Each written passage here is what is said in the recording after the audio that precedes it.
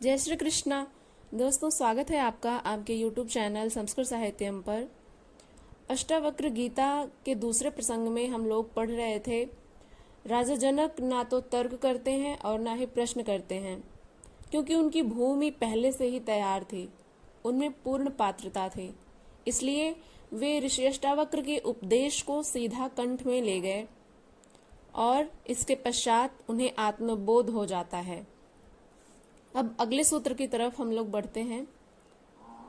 ऋषि अष्टावक्र से राजा जनक कहते हैं, स शरीर महो विश्वम परित्यज्य मयाधुना कुतश्चिन् कौशलादेव परमात्मा विलोक्यते। अर्थात आश्चर्य है कि शरीर सहित विश्व को त्याग कर किसी कुशलता से ही अब मैं परमात्मा को देखता हूँ। राजा जनक आत्मज्ञान को उपलब्ध हो गए। आत्मा का स्पष्ट स्वरूप दिखाई दिया और यह भी ज्ञात हो गया कि आत्मा और परमात्मा भिन्न नहीं है। इसलिए वे कहते हैं, मैं गुरु की कुशलता से ही परमात्मा को देखता हूँ एवं इस ज्ञान के कारण मुझे शरीर सहित विश्व का भी त्याग हो गया है।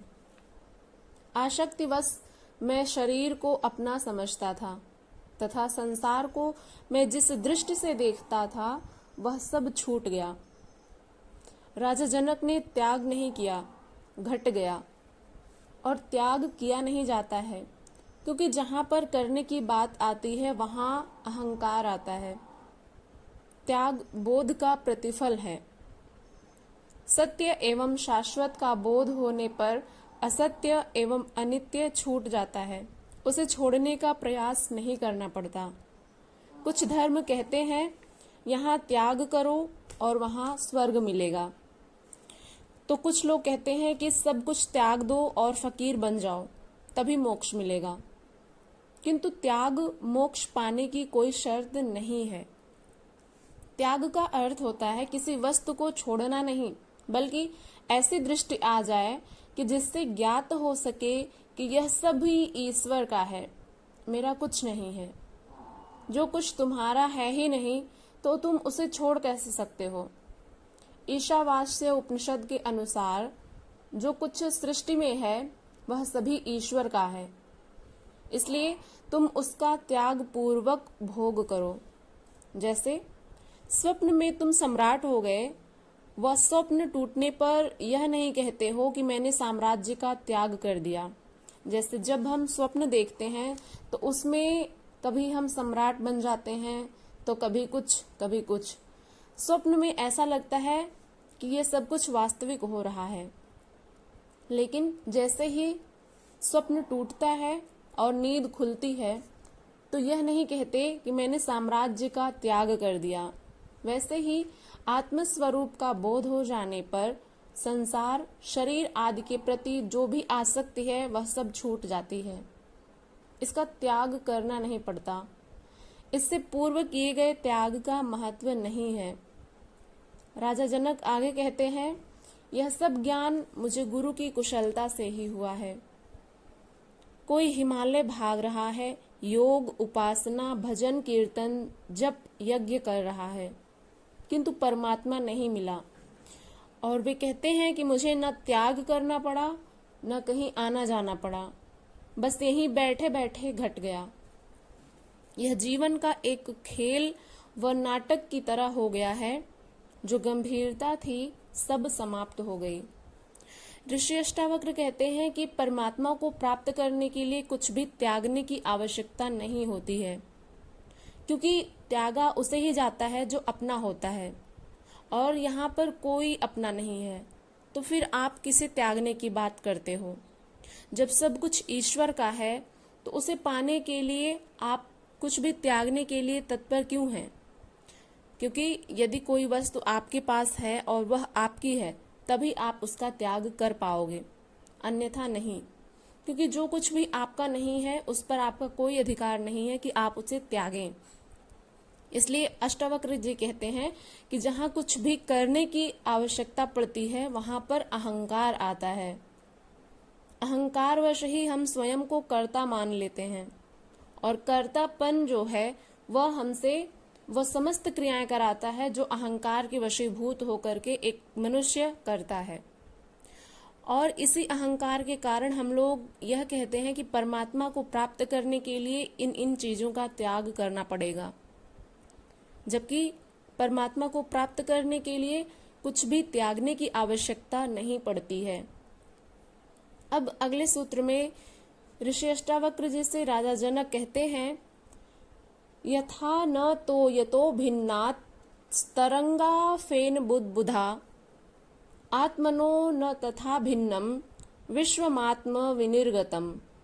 अर्थात जैसे जल से तरंग, फेन अर्थात जो झाग होती है, और बुदबुदा भिन्न नहीं है, वैसे ही विश्व आत्मा से भिन्न नहीं है, किंतु आत्मा से ही निकला हुआ है। जिस प्रकार से जल से तरंग, उसकी जो फेन है और जो बुलबुला है वह भिन्न नहीं है, ठीक वैसे ही विश्व भी आत्मा से भिन्न नहीं है, अपितु यह संपूर्ण संसार आत्मा से ही निकला हुआ है। राजा जनक को स्वयं ही आत्मा का तो बोध हो गया, किंतु साथ ही साथ यह भी बोध हो गया कि ये समस्त आत्माएं भी भिन्न नहीं हैं, एवं यह समस्त विश्व भी आत्मा से भिन्न नहीं है, बल्कि आत्मा से ही निकला हुआ है। यह समस्त संसार उसी आत्मा का फैलाव या प्रसार है, उसी की अभिव्यक्ति है, उसी का रूप है। जनक इसे उदाहरण देकर समझाते हैं कि जिस प्रकार जल से तरंग, फेन और बुदबुदा भिन्न नहीं है, उसी प्रकार आत्मा से विश्व भिन्न नहीं है। भिन्न मानने का अर्थ ही है कि उन्हें अभी आत्मा का ज्ञान हुआ नहीं है, वे अभी मन से पार गए नहीं। मन के स्तर तक ही भिन्नता का अनुभव होता है, आगे सब भिन्नताएं समाप्त होकर एकत्व का बोध हो जाता है। ध्यानी जब मानसिक स्तर की उच्चतम स्थिति में होता है, तभी उसे आत्मा की थोड़ी सी झलक मिल जाती है, किंतु पूर्ण आत्मज्ञान की स्थिति में नहीं पहुंचने से उसे भिन्न भिन्न आत्माएं ही प्रतीत होती हैं। यह ज्ञान की अपूर्ण स्थिति है कि अभी ज्ञान हुआ नहीं है। ज्ञानी को यदि सब में एक ही परमात्मा न दिखाई दे, तो समझ लो कि अभी पूर्णत्व प्राप्त हुआ ही नहीं है, अभी अज्ञान शेष है। अब तो वैज्ञानिक भी यही कहते हैं कि यह सारा अस्तित्व एक ही ऊर्जा से बना है, वह ऊर्जा विद्युत है। ये सभी पदार्थ उस ऊर्जा का रूपांतरण है। ऐसी स्थिति में आत्माओं को भिन्न भिन्न मानना एवं यह कहना कि आत्माएं अनंत हैं, आत्मा और सृष्टि भिन्न है, आदि तथ्य अज्ञान की उपज ही है। यहाँ पर ऋषि अष्टावक्र जी कहते हैं कि जो ज्ञानी है उसे यदि संपूर्ण आत्माएं अलग अलग दिखाई देती हैं, तो यह समझ लेना कि उसे अभी पूर्ण ज्ञान प्राप्त नहीं हुआ है। क्योंकि जो पूर्ण ज्ञानी होता है, जिसे ज्ञान का बोध होता है, वह समस्त मनुष्य में जो आत्माएं विद्यमान हैं उन सबको एक ही देखता है, जबकि अज्ञानी जिसमें अभी ज्ञान शेष होता है, वह सभी आत्माओं को अलग अलग मानता है। एक बहुत ही सुंदर उदाहरण देते हुए कहते हैं कि जिस प्रकार से जल से तरंगे भिन्न नहीं होती हैं, वे उसी में ही बनती और मिटती रहती हैं। जिस प्रकार से जल में जो फेन होता है, झाग जो निकलता है, वह भी जल से भिन्न नहीं होता, बल्कि उसी का ही एक अंग होता है और उसी में ही उत्पन्न होकर के फिर से समा जाता है।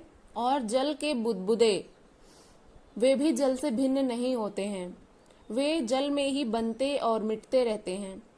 ठीक उसी प्रकार से जैसे जल से तरंग, फेन और बुदबुदा भिन्न नहीं होते हैं, वैसे ही इस विश्व से आत्मा भिन्न नहीं है, अपितु यह कह सकते हैं कि आत्मा से ही यह समस्त विश्व निकला हुआ है।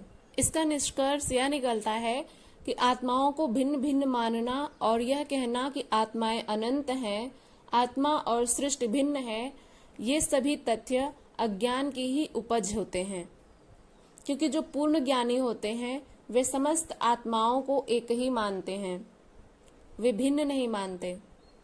ये वीडियो यदि आपको पसंद आई हो तो इसे लाइक करिएगा। चैनल पर यदि पहली बार विजिट कर रहे हैं तो सब्सक्राइब करके बेल आइकन को प्रेस करिएगा ताकि आने वाली हर वीडियो की नोटिफिकेशन सबसे पहले आप तक पहुंचे, और इसे ज़्यादा से ज़्यादा लोगों तक शेयर भी करिएगा। मिलते हैं अगली वीडियो के साथ।